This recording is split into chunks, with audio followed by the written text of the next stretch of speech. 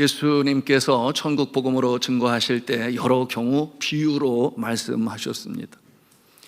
비유로 말씀하시게 된 것은 심오한 진리를 더 알아듣기 쉽도록, 이해하기 쉽도록 현실의 스토리, 현장의 이야기를 가지고 비유로 가르쳐 주셨습니다. 그런가 하면 어떤 비유는 너무 어려워서 알아듣기 어려운 비유도 있었어요. 예수님을 고소하고 고발하려고 여러분 천국 복음 전하는 장소에 나온 자들 중에는 이 바리새인들과 또한 종교 지도자들이 그 고소할 거리를 찾으려고 할 때 우리 주님께서는 비유로 말씀하시지만 그것이 너무 심오하고 깊어서 알아듣지 못했습니다. 물론 의도적으로 그렇게 하셨죠. 그렇게 하고 난 이후에 제자들에게 그 비유를 다시 풀어서 설명하시곤 했습니다. 여러분, 여러 비유 중에 오늘 이 불의한 청지기의 비유는 참 이해하기 어려운, 아주 어려운 비유 중에 한 비유입니다. 여러분, 불의한 청지기라고 했으니 여러분, 이 비유로부터 우리가 배울 것이 뭐가 있겠습니까? 그런데 주님께서 이 불의한 청지기의 비유로 우리에게 주실 때는 아주 심오한 깊은 진리의 말씀이 담겨 있습니다. 여러분, 이 불의한 청지기의 비유를 액면 그대로 듣게 되면 한 주인이 머나먼 나라, 쉽게 올 수 없는, 어쩌면 그 시간이 5년이 지날지 10년이 지날지 몰라요. 그런데 그의 그 사업을 이제 청지기에게 맡기고 떠납니다. 그리고 그 청지기에게 신신당부를 해요. 잘 운영해라, 잘 관리해라. 내가 나중에 오게 될 건데 그때 잘된 모습으로 있어야 돼. 이렇게 신신당부를 하고 떠납니다. 그런데 이 청지기가 주인의 그 신신당부에도 불구하고 아주 방만하게 그 사업을 운영을 해요. 그러니 그 소식이 멀리 떨어져 있는 주인에게 들립니다.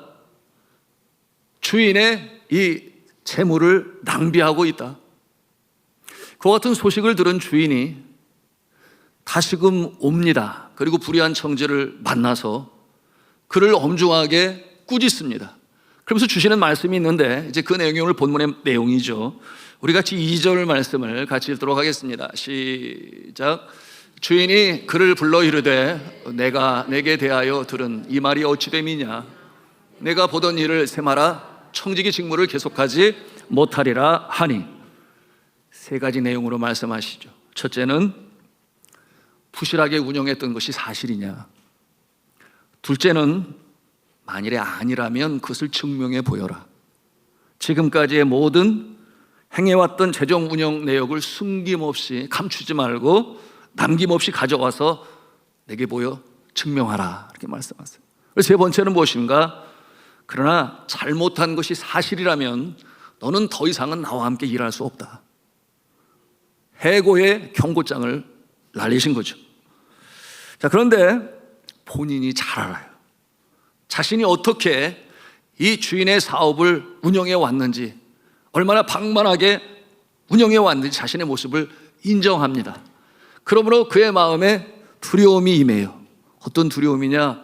세상 편으로 내가 잘릴지 몰라, 더 이상은 일할지 몰라, 이와 같은 마음의 두려움이 입니다. 여러분, 그와 같은 상황에서 그 심령에 무슨 생각이 있겠어요? 내가 이제 뭘 해서 뭘 먹고 살지? 이와 같은 생각이 그의 마음에 들었습니다. 여러분, 어떻게 해야 되겠습니까? 여러분, 이 상황 가운데서 이 불의한 청지기는 생각을 해요. 어차피 해고당할 거라면 내가 인심을 후하게 써서 빚진 자들의 빚을 탕감해주고 나중에 그들이 나한테 받은 은혜를 갚게 하면 되겠다. 이와 같은 생각에 이르게 되었습니다. 여러분, 주인이 그 내용을 알면 어떻게 생각할까요? 하여튼 그것이 자신의 살 길이다, 그렇게 여겼습니다. 그러므로 주인에게 재정 보고를 하기 전에 빚진 자들을 부릅니다. 한두 명도 아니라 일일이라고 말씀하고 있어요. 그러므로 빌려갔던 빚, 갚을 돈의 액수를 조정합니다. 방법은 어떻게 하는가 하면 차용증을 다시 쓰는 거예요. 차용증을 새롭게 씁니다. 탕감한 액수를 쓴 새로운 차용증을 만들어서 줍니다. 여러분, 이런 행위를 주인이 모를까요? 너무 오래만에 왔기 때문에 빌려준 자들을 일일이 기억하지 못할까요? 아니면 너무나 많아서 일일이 기억하지 못할까요?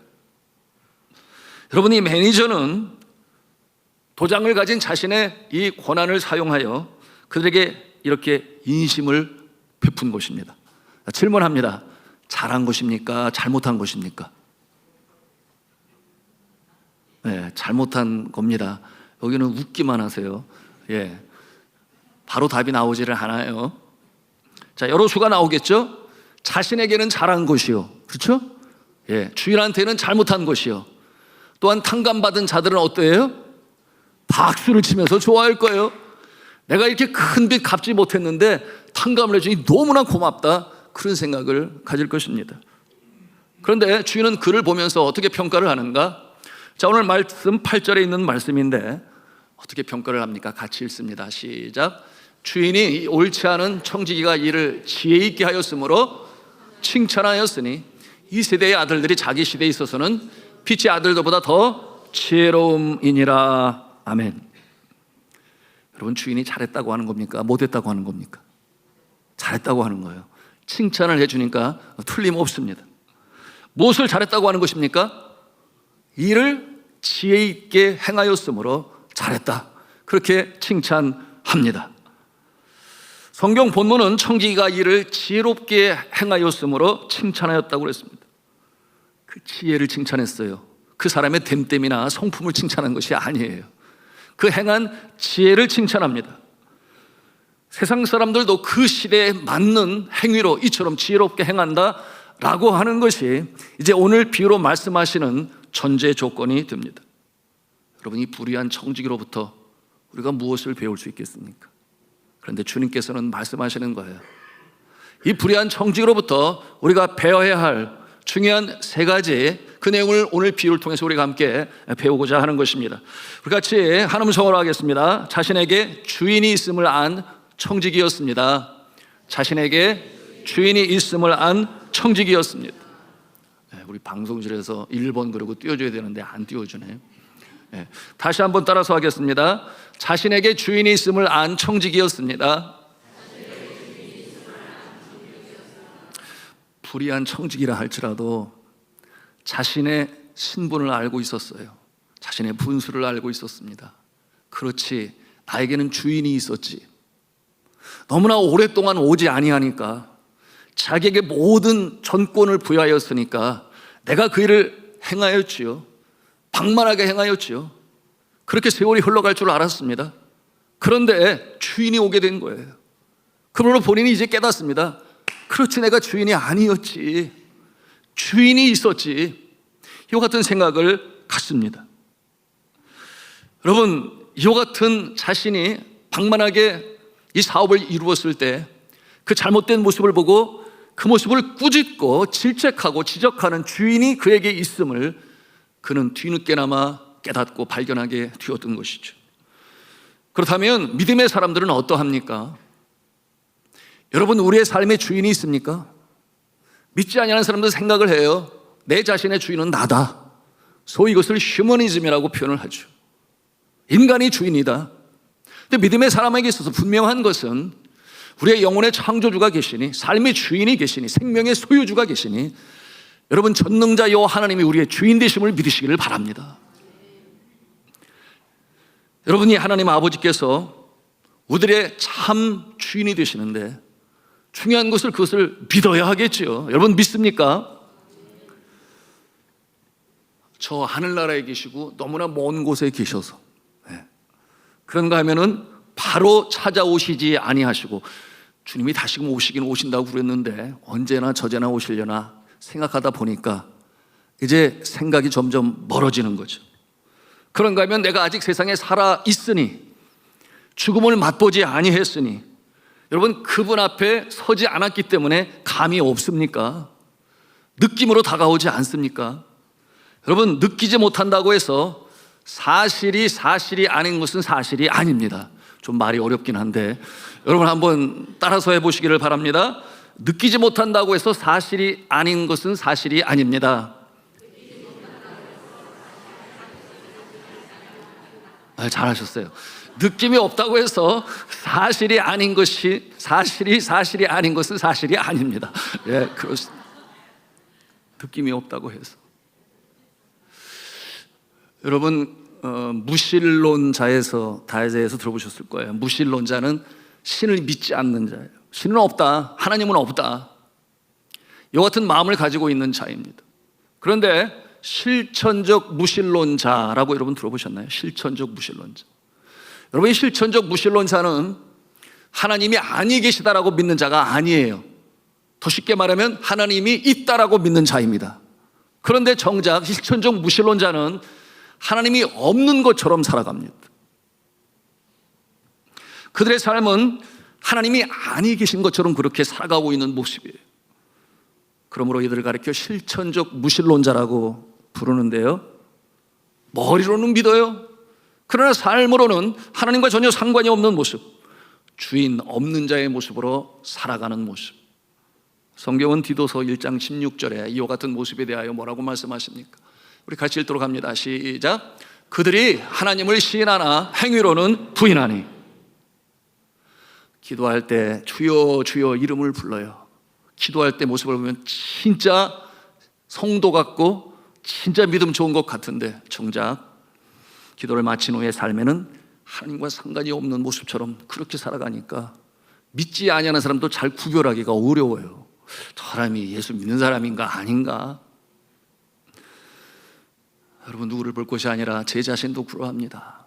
때때로 하나님 없는 것처럼 내 뜻대로 먼저 생각하고 빠르게 행동하고 그러다가 결국 난관에 봉착하고 나서야 내가 주인 앞에 여쭙지 아니하고 내 마음대로 내 힘으로 행했구나. 그래서 어려운 때에 다시금 주 앞에 눈물로 회개할 때가 있습니다. 오늘 본문의 청지기는 제목 그대로 불의한 청지기예요. 나쁜 사람입니다. 그런데 그는 뒤늦게나마 자기가 주인이 아니에요. 나에게 주인이 계셨구나, 내가 왜 그거를 느끼지 못하고 살았지? 이와 같은 참회가 있습니다. 그런데 오늘날 그것조차도 발견하지 못하고 살아가는 사람들이 이 세상에 얼마나 많은지 몰라요. 믿지 아니하는 자들 중에 훨씬 더 많겠죠. 그러므로 자신이 누군지도 알지도 못해요. 여러분, 내가 주인이 누군지를 알 때 내가 보이는 줄로 믿으시기를 바랍니다. 죄성 가운데 태어난 존재는 자신이 누군지를 몰라요. 죄가 가리웠기 때문이죠. 여러분, 영안이 열릴 때 비로소 신령한 세계를 보고 내 참주인을 발견할 수 있으며, 여러분, 나를 창조하신 하나님이 비로소 그때 보이는 것입니다. 그런데 그러지 아니하면 내가 누구인지를 몰라서 도대체 내가 누구인지, 어디에서 와서 어디로 가는지, 인생의 방향과 목적도 알지 못한 채 그냥 열심히 살아가긴 살아가는데, 여러분, 뒤늦게 깨달음이 오죠. 내 인생의 주인이 내가 아니라고 하는 생각을 언제 갖게 되는가? 여러분, 그와 같은 상황은 사고로 또는 질병으로 인하여 죽다가 살아날 때, 내 사랑하는 사람이 훌쩍 내 곁을 떠날 때, 하루아침에 안정적인 상황이 절벽 아래로 곤두박질 치는 것처럼 떨어질 때, 여러분, 그때 비로소 갖는 생각이 뭐예요? 내 뜻대로 되는 게 아니구나. 나의 의지로, 내가 의지할 나의 얄팍한 경험과 알량한 지식으로 되는 게 아니구나. 여러분, 그것을 깨달아 알게 됩니다. 내가 나를 다스릴 나의 주인이 아니구나 라는 것을 여러분은 알아요. 여러분, 이와 같은 마음은 하나님께서 주시는 마음이라 그랬어요. 영적인 존재로 지용을 받았기 때문에 여러분, 짐승들은 죽었다 깨어나도 몰라요. 제가 지금 집에서 고양이를 키우고 있는데 죽었다 깨어나도 몰라요. 여러분, 그런 강아지나 고양이 봤어요? 어느 날 밥을 잘 안 먹어요. 그래가지고 야, 먹어, 왜 그래, 무슨 일 있어? 그러다 안 먹어요. 그래가지고 너 왜 그래, 무슨 일 있어? 물어보니까 내가 누구인지, 어디에서 와서 어디로 가는지, 이 고민이 도무지 해답이 나오지 않습니다. 이런 강아지나 고양이에서 한번 가져와 보세요. 하나도 없어요. 여러분, 자신의 존재가 무엇인지를 알지 못하는 존재는 하나님을 알지 못해서 그런 것이며, 여러분, 하나님이 나의 창조주가 되심을 알 때 비로소 주인과 또한 우리 청직의 관계가 형성되게 되는 것입니다. 여러분, 이와 같은 모습, 내 삶에 주인이 계시다라는 것을 깨달게 될 때 여러분, 그는 분명 복된 자입니다. 이처럼 사고를 당하고 죽다가 살아나고 내 의지로 되지 아니할 때라도 깨달으면 그는 분명 복된 자예요. 왜냐하면 그때로부터 이제 주인을 찾았으니까. 그런데 어떠한 사람은 삶의 여정을 다 마치고 인생의 종착역에 다다랐어요. 더 이상은 갈 데도 없어요. 집으로 가야 되는데 여러분, 인생의 마지막에 어디 집으로 갑니까? 여러분, 소선에 해가 지고 어둠이 밀려오는데 그 종착역에서 갈 곳을 몰라 방황하는 자가 그때서야 비로소 깨닫는 거예요. 그렇구나, 내 영혼의 본향이 있구나. 나를 보내신 하나님께서 나의 영원한 안식처요, 내가 살아야 할 본향이구나 라는 것을 깨닫게 돼서 주님 앞에 돌아오는 모습도 복된 모습이라 할 수 있겠지만 부끄러운 구원을 받는 자겠죠. 성경은 고린도후서 5장 10절에 뭐라고 말씀을 하시는가? 우리 같이 읽겠습니다. 시작.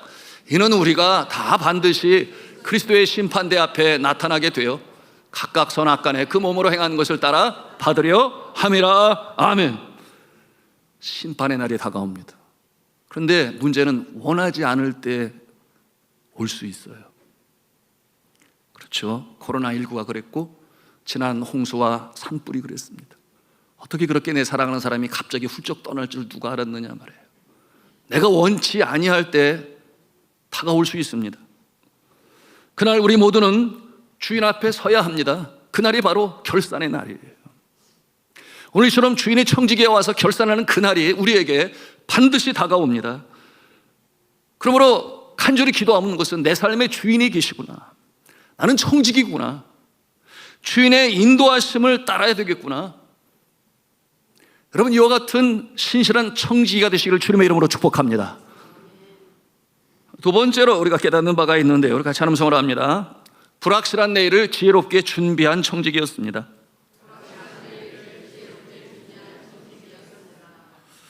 그런 생각을 했어요. 내가 매니저로서 참 온전히 잘 감당하지 못했으니 해고를 당하겠구나. 여러분, 이와 같은 위기에 처하게 되었어요. 그런데 그때 그가 그저 좌절과 절망에 주저앉아서 아무것도 안 하고 그런 것이 아니었습니다. 아무것도 안 한 것이 아니라 살 길을 찾아야 했죠. 그러므로 불확실한 앞날의 생계를 생각하는 이 불의한 청지기는 여러분, 그와 같은 생각을 갖게 된 거죠. 빚진자를 불러서 탕감을 해주고 그들이 받은 은혜를 나중에 나에게 갚을 수 있다면 그것이 좋겠다, 이렇게 생각을 해서 이제 행합니다. 이 같은 모습은 분명 생계를 위한 고육지책이라고 볼 수 있겠습니다. 그럼에도 불구하고 주인이 그의 모습, 그 지혜로운 모습을 칭찬하신 것은 여러분, 그가 행한 처사가 정말 지혜로운 모습이었기 때문이죠. 그것은 왜 그랬는가 하면 돈을 제대로 쓸 줄 알았기 때문에. 바로 이 물질관에 대해서 오늘 비유로 말씀해 주시는데요, 그는 돈을 어떻게 써야 할지 잘 알았기 때문에 주인이 칭찬하신 것입니다. 우리 9절 말씀을 또 같이 읽도록 합니다. 시작. 내가 너희에게 말하노니 불의의 재물로 친구를 사귀라. 그리하면 그 재물이 없어질 때 그들이 너희를 영주할 처소로 영접하리라. 아멘. 여러분, 여기서 불의한 재물이란 이 표현은 뭐냐 하면 주인의 허락 없이 임의로 사용해서 불의한 재물이 된 거예요.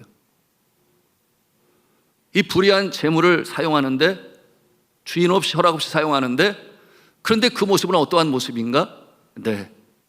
그처럼 내일을 생각하며 준비하며 행하는데 사용한 것이죠. 그러니 주인의 초점은 어디에 있는가? 어디에 방점을 두었는가? 임의로 사용한 재물이 아니라 그것은 바로 그 사용한 물질이 오직 자신의 유익만을 위하여 처럼 보이지만, 그러나 동시적으로 어떠한 모습이었는가 하면 갚지 못하여 어려움 속에 있는 자, 어쩌면 몇 달이 지나고 몇 년이 지나도 갚지 못하여 원금조차 상환하지 못하는 그 모습을 바라보면서 그가 이와 같은 탕감의 일을 행합니다. 차용증을 고쳐 쓴 것이니 앞으로 자신이 그 돈을 받을 것도 아니잖아요. 그렇죠? 그 돈이 오면 주인에게 들어갈 돈이에요. 자신의 재물도 아닌 주인의 재물을 가지고 이렇게 탕감하는 일로 사용한 것입니다. 이와 같은 모습은 앞서 말씀드린 것처럼 주인에게는 잘못한 것이었지만 본인에게는 잘한 것이요, 또한 탕감을 받는 자들은 박수를 치며 좋아할 일을 그가 행한 것입니다. 주인의 칭찬의 초점은 세상을 사는 그 청지기에 바로 이 물질관이었습니다. 한마디로 표현한다면 우리 한번 한 음성으로 해볼까요? 더불어 사는 그의 물질관. 더불어 살고자 하는 그의 물질관이 그에게 있는 거예요. 여러분, 그러면 예수님께서 그 불의한 청지기의 이 물질관을 칭찬하실 때 이 교훈은 그렇게 살지 못하는 자들에게 분명 교훈이 되는 것입니다. 그들은 어떠한 자일까요? 자신만을 생각하는 사람, 나의 부와 또한 이 안정과 이 평안을 위하여 오로지 거기에만 초점을 가지고 물질을 벌고 또한 열심히 채우고 하는 이와 같은 자들을 향하여, 오늘 이 불의한 청지기의 모습과는 그 반대의 모습을 향하여 주님께서는 이 교훈으로 말씀하시는 거겠죠. 여러분, 그들이 누구겠습니까? 오늘 말씀을 통해서 우리는 그 모습을 보게 되는데요, 같이 누가복음 16장 14절을 찾아가서 함께 읽도록 하겠습니다. 시작. 바리새인들은 돈을 좋아하는 자들이라 이 모든 것을 듣고 비웃거늘. 바리새인들은 돈을 좋아하는 자들이라, 예수님의 이 가르침을 듣고 비웃거늘. 여러분, 그 자들이 바로 예수님 앞에 서서 고소할 거리를 찾으려고 하는 그 종교 지도자들과 바리새인들을 향하여 그들이 그 편협한 마음과 자기만을 생각하는 모습을 저런 불의한 청지기의 비유를 통하여 그 지혜를 칭찬하는 예수님이신 것입니다. 그러므로 아주 분명해졌죠. 오늘의 이 비유는 많이 어려운데, 왜냐하면 바로 그 바리새인들, 여러분, 그들의 모습을 책망하고자 이와 같이 빗대어 말씀하고 계시는 것입니다. 여러분, 불의한 재물이라도 지혜롭게 사용하여 더불어 사는 삶을 추구하는 이 청지기가 오히려 더 지혜롭다, 그들보다 훨씬 더 지혜롭다, 이렇게 말씀하시는 거예요.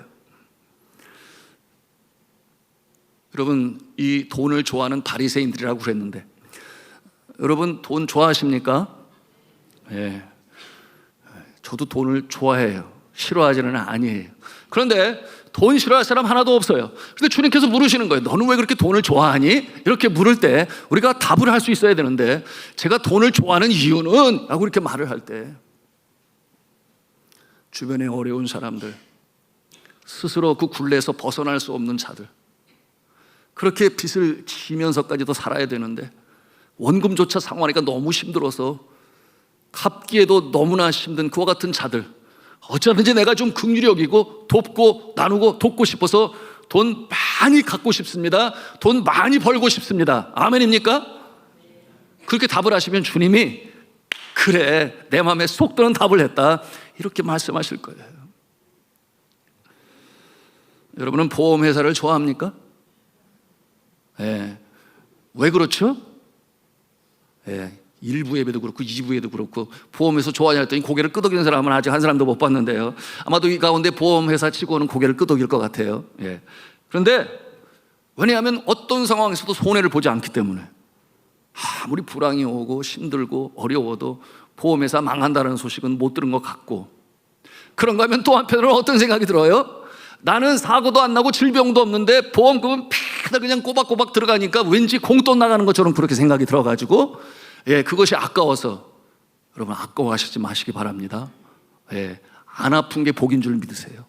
사고 안 나는 게 그게 더 큰 감사의 조건이지. 그렇다면 이 보험회사가 불법적으로 그렇게 영업행위를 하고 돈을 버는 겁니까? 그건 아닌 것 같아요. 그죠? 나라의 법에 의해서 그렇게 열심히 나름 또 그렇게 수고하는 것입니다. 제가 박사과정으로 공부했던 미국의 비슨 프로그램에 비슨 스콜라 프로그램을 했는데, 이 과정은 전액 풀 스칼라십 과정이에요. 그 말에 말답게 처음에 미국으로 날아갈 때 비행기 값부터 지불이 시작되더라고요. 그러더니 갔더니 타운하우스 4인 기준으로 사는 2층짜리 집을 내어주더라고요. 그러더니 이제는 책값까지도 다 지불을 해줘요. 심지어는 노트북도 어떤 종류를 좋아하냐고.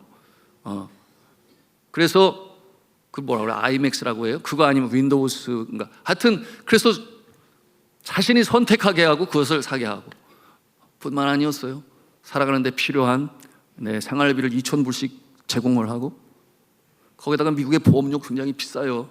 보험료까지 다 대주고, 뿐만 아니었죠. 40여 군데 리바이탈라이제이션이라고 미국 교회가 가라앉다가 바닥을 치고 다시금 일어나 부흥한 교회들을 중심으로 해서 어떻게 그렇게 할 수 있었는가 방문하는 일로, 비행기 타고 날아가고, 워낙 미국 땅이 넓으니까 차 타고 가고, 모든 교통비, 항공료, 숙박비, 먹는 것까지도 자기가 원하는 것을 먹고, 리임버스먼트라고 그래요.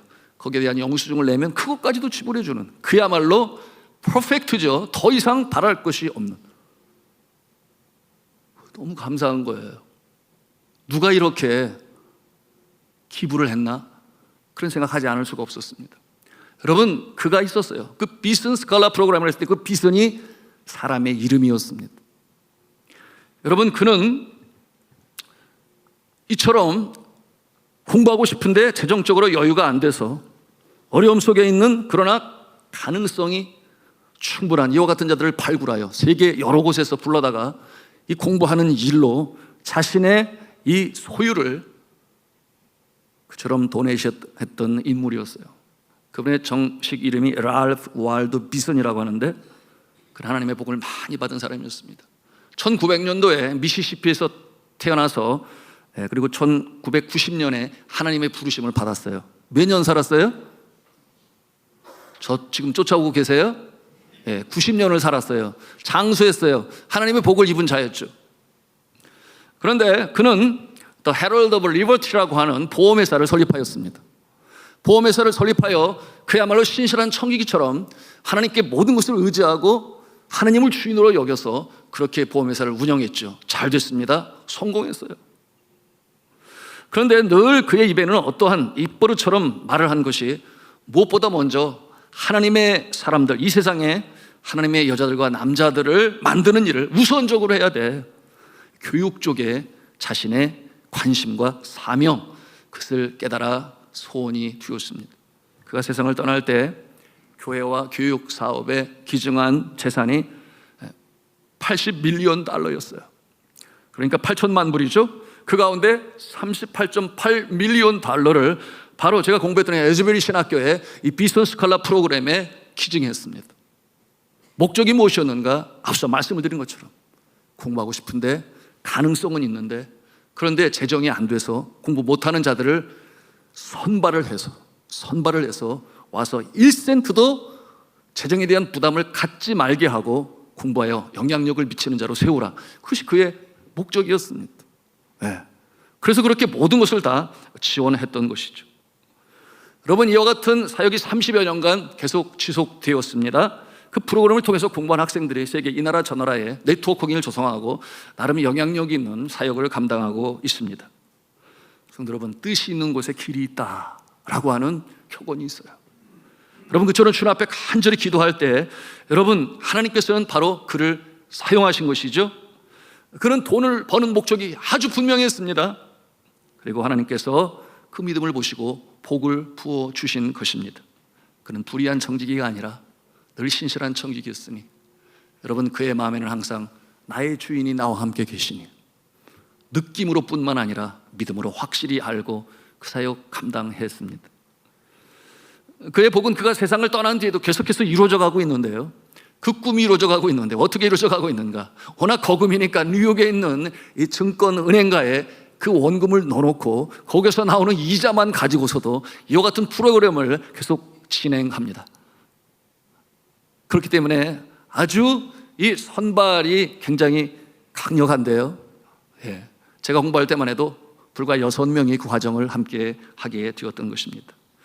여러분, 그와 같은 모습을 볼 때 언제까지 이 일을, 그 꿈을 이뤄갈 수 있을까요? 영원이라는 말은 참 그렇습니다만은 주님 오시는 그날까지, 주님 오시는 그날까지 그 꿈을 이뤄갈 수 있는 하나님의 종, 신실한 청지기, 바로 이 비슨 주의 종이었던 것입니다. 자, 주 안에 사랑하는 성도 여러분, 우리는 불확실한 미래를 향해서 살아가야 합니다. 그런데 이 일에 있어서 오늘 세상 사람들이 행하는 그 모습을 보고 배우라 그렇게 말씀하십니다. 이 일은 어떠한 것이냐? 바로 물질관인 것인데, 여러분, 물질을 사용함에 있어서 우리는 기도하고 계획하고 주님 기뻐하시는 모습을 생각하면서 오늘을 살아가야 하겠습니다. 그럴 때 주님께서 우리의 모습을 보시고 더 큰 은혜와 복으로 나으심을 믿으시기를 바랍니다. 자, 세 번째, 우리 같이 하는 성을 합니다. 주인이 큰 부자임을 안 청지기였습니다. 네, 주인이 큰 부자임을 알았어요. 그러니까 그렇게 탕감을 해주었죠. 그렇지 않겠어요? 다시 5절 말씀을 찾아가 읽도록 합니다. 5절입니다. 시작. 주인에게 빚진 자를 일일이 불러다가 먼저 온 자에게 이르되 내가 내 주인에게 얼마나 빚졌느냐. 일일이 불러다가 그래서 일일이 불러다가 그 수가 얼마인지는 알 수 없지만, 그러다가 또 묻는 게 뭐예요? 네가 내 주인에게 얼마나 빚졌느냐, 이렇게 묻고 있어요. 자신의 돈도 아닌데, 그렇죠? 주인의 돈인데. 그리고 이처럼 탕감을 해준 자들, 그들의 기뻐하는 모습을 그도 보았겠죠. 여러분, 그런데 이와 같은 상황에서 6절, 7절 말씀 중요합니다. 우리 같이 또 읽도록 하겠습니다. 시작. 말하되 기름 100마리이다 이르되 여기 내 증서를 가지고 빨리 앉아 50이라 쓰고 하고, 또 다른 이에게 이르되 너는 얼마나 빚졌느냐 이르되 밀 100석이니이다 이르되 여기 내 증서를 가지고 80이라 쓰라 하였느니라. 자기 마음대로 50% 탕감해주고, 그런가 하면은 20% 탕감해주고, 옆에서 주인이 그 모습을 이렇게 본다면 어떤 생각을 가질까요? 이 고의한 녀석 같으니라고, 누구 재산 축낼 일이 있냐? 이렇게 아주 그냥 진노하였을 법하죠. 그런데 주인은 그렇게 하시지 아니하세요. 내 주인은 그를 책망하지 아니하십니다. 왜 그럴까요? 말씀을 드렸어요. 부자이시기 때문에. 부자기 때문에. 보통 부자가 아니라 한없는 부자. 누구시겠습니까? 온 우주 천지 만물의 창조주신 하나님 아버지신 줄로 믿으시길 바랍니다. 그래서 이 부유하신 하나님, 학개서서 2장 8절에 뭐라 그래요? 은도 내 것이요 금도 내 것이니라 이는 여호와의 말씀이니라. 이 부유하신 하나님, 여러분, 그처럼 나누고 탕감을 해주어도 전혀 끄떡이 없는 존재, 바로 여호와 하나님 아버지신 줄로 믿으시길 바랍니다. 그러므로 이 부여를 가지고 주인이 화를 내시는 것이 아니라 뭐라고 말씀을 하시는가 하면 9절에 있는 말씀이죠. 우리 9절 말씀을 다시 읽습니다. 시작. 불의의 재물로 친구를 사귀라. 그리하면 그 재물이 없어질 때 그들이 너희를 영주할 처소로 영접하리라. 아멘. 그러시면서 이어하시는 말씀이 오늘 비유의 결론처럼 우리에게 주시는 말씀인데요, 11절과 12절 말씀 같이 읽겠습니다. 시작. 너희가 만일 불의한 재물에도 충성하지 아니하면 누가 참된 것으로 너희에게 맡기겠느냐. 그 다음, 너희가 만일 남의 것에 충성하지 아니하면 누가 너희의 것을 너희에게 주겠느냐. 짧게 말씀하고 있어요. 여러분, 불의한 재물에도 충성하였다라고 하는 것은 물질을 잘 사용하였다라고 하는 거예요. 주인의 허락을 받지 아니하였어도 불의한 재물이라는 것, 주인의 허락 없이 사용하는 것을 불의한 재물이라고 그랬는데, 그 불의한 재물을 사용함에 있어서도 칭찬을 받았다고 하는 것은 물질을 잘 사용하였다. 그러기에 참된 것으로 또 맡기시겠다, 그렇게 말씀을 하세요. 12절은 같은 내용을 반복하기 때문에 강조하시는 것인데, 너희가 만일 남의 것에 충성하지 아니하면 이라는 뜻은 바로 너희가 모든 만물의 소유주가 되신 이 하나님께서 주신 것에 충성하지 아니하면 누가 너희의 것을 너희에게 주겠느냐. 한이 없이 부유하신 하나님께서 이처럼 하나님께서 우리에게 주신 이 하늘의 복, 이 땅의 복, 그것을 가지고 이처럼 더불어 살기 위한 마음을 가지고 탕감하는 일로 나눠주는 자, 하나님께서 그 모습을 책망하시는 것이 아니라 그 모습을 보시고 오히려 칭찬하시면서 그래 잘하였도다, 이와 같은 모습으로 칭찬하시는 거예요. 하나님께서 하늘에 예비하신 그 놀라우신 그 복을 여러분 마음껏 사용하시기 바랍니다.